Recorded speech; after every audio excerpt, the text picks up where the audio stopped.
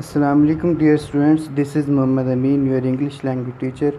And today we are passing on to our next video lecture number 22 part 2.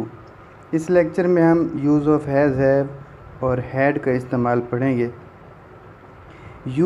Has और had का जो use है हम यहाँ पर वो एज अ हेल्पिंग वर्ब नहीं बल्कि एज अ मेन वर्ब पढ़ेंगे।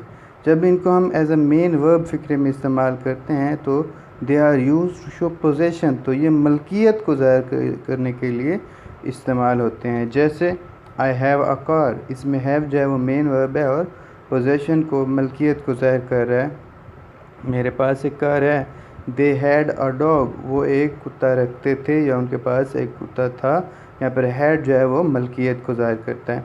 अब प्रेजेंट टेंस में हैज़ हैव जो है वो मलकियत को ज़ाहिर करने के लिए इस्तेमाल होते हैं और हैड पास्ट टेंस में मलकियत को ज़ाहिर करने के लिए इस्तेमाल होता है। जैसे प्रेजेंट टेंस में मेरे पास एक कलम है, आई हैव अ पेन, वो एक कलम रखता है या उसके पास एक कलम है, ही हैज़ अ पेन।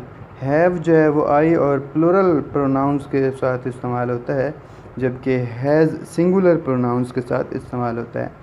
इसी तरह पास्ट टेंस में हैड सब प्रोनाउंस के साथ इस्तेमाल होता है।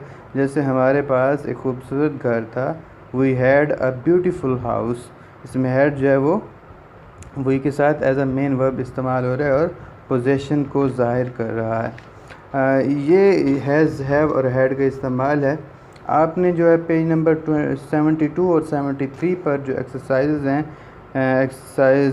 पहली एक्सरसाइज में हैज़ हैव और दूसरी में हैड के सेंटेंसेस हैं, आपने इनको करना है और करने के बाद असाइनमेंट सबमिट करानी है। शुक्रिया।